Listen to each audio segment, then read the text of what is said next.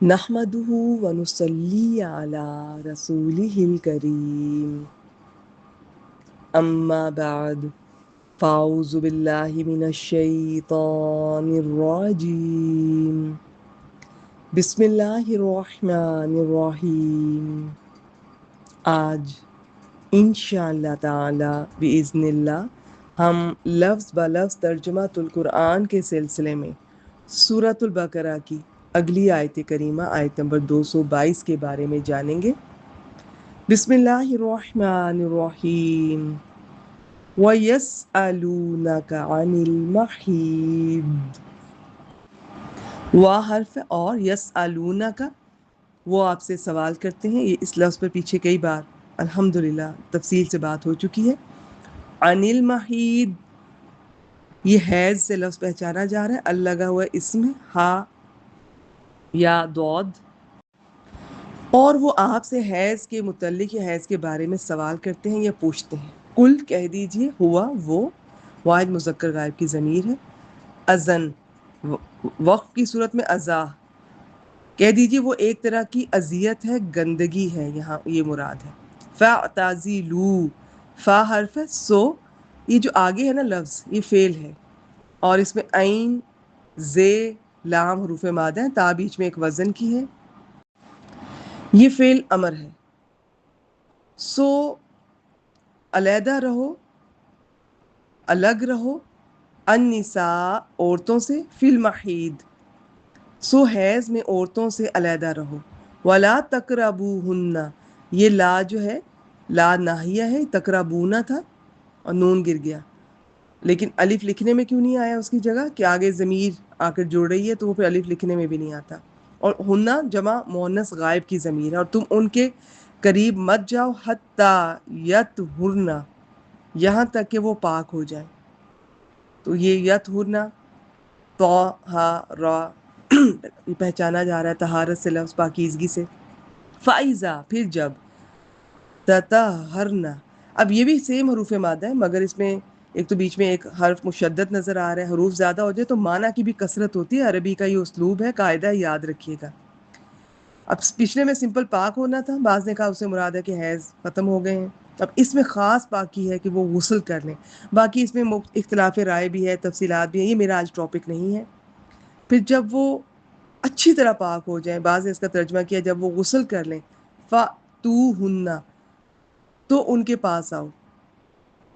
یہ عطا یا تی حمزہ تا یا، اس میں آنے کا معنی ہے بیسیکلی، پھر کبھی لانے کا، کبھی دینے کا، اس کی نشانیاں میں آپ سے پیچھے شیئر کرتی رہی ہوں۔ من حیث، جہاں سے، امرا حکم دیا، کم تمہیں، اللہ نے، امرا فعل ماضی حمزہ میم را، یہ بھی کئی معنی میں آتا ہے، یہاں پہ حکم کے معنی میں ہی ہے۔ ان اللہ، بے شک اللہ، یحب، ہا بابا حروف مادہ یا علامت مضارع، محبت کرتا ہے کن سے، التوابین، بہت زیادہ توبہ کرنے والے، وَيُحِبُّ الْمُتَطَہِّرِينَ، اور ان سے محبت کرتا ہے جو بہت پاک رہنے والے ہیں۔ دیکھیں دونوں کے لیے الگ الگ دوبارہ محبت کرنے کے الفاظ استعمال ہوئے۔ اچھا جی، ازن کا معنی تکلیف، بیماری اور گندگی بھی ہے، چنانچہ میڈیکلی بھی حیض کے دوران عورت کی یہ حالت ہوتی ہے کہ وہ صحت کی نسبت بیماری سے زیادہ قریب ہوتی ہے۔ حیض کی مدت ہر عورت کے جسم اور اس کے مزاج کے لحاظ سے، ایریے کے لحاظ سے، فیملی کے لحاظ سے بہت سے فیکٹرز ہوتے ہیں، یہ ڈیفرنٹ ہوتی ہے۔ عام طور پہ 3 دن سے زیادہ 10 دن تک ہو سکتی ہے۔ ہر عورت کی اپنی اپنی عادت ہوتی ہے اور ہر عورت کو اس کا علم ہوتا ہے۔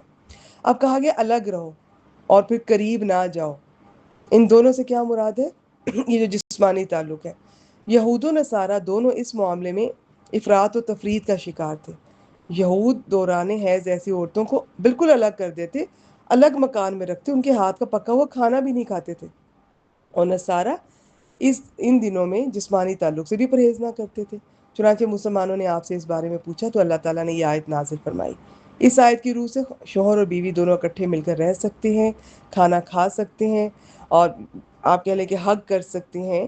اس طرح سے کچھ چیزیں جو جائز ہیں، ان کی تفصیلات یہ سلائڈ پہ بھی آپ دیکھ سکتے ہیں، اور بھی انشاءاللہ کبھی مجھے موقع ملا اس ٹاپک پہ بالکل تفصیل سے بات ہوگی۔ سورۃ البقرہ میں احکامات چل رہے ہیں، ابھی آگے طلاق کے احکامات آنے والے ہیں، بہت تفصیل طلب ہے۔ میرے لیے 7 منٹ کی ریکارڈنگ میں الفاظ پر بات کرنا اور پھر آیت کو بھی بیان کرنا، یہ یقین کیجئے آسان نہیں ہے. بس اللہ تعالیٰ سے دعا ہے کہ چھوٹی سی کوشش ہے، مختصر سی، اسے اللہ تعالیٰ قبول کر لیں اور آپ کو اس سے بہترین فائدہ حاصل ہو. اچھا جی، حیض کے دوران عورت جو کام نہیں کر سکتی، ایک سلائیڈ میں شیئر کر رہی ہوں آپ کی انفارمیشن کے لیے. اب ہو سکتا ہے بعض خواتین اس سے واقف نہ ہوں. نمبر 1، وہ نماز نہیں پڑھ سکتی اور حیض کے دوران اسے نماز معاف ہے، اس کی قضا اس پر واجب نہیں.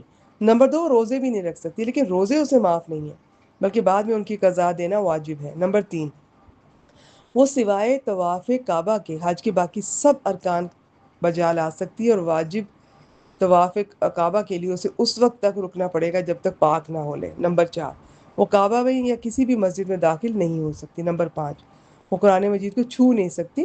البتہ زبانی اس کی تلاوت اور کچھ اور پڑھنا پڑھانا، اس کے بارے میں اکثر علماء کے نزدیک اجازت ہے، باقی اختلافی مسئلہ ہے، میں اس پر بات نہیں کرتی ہوں. فی الحال اتنا ہی.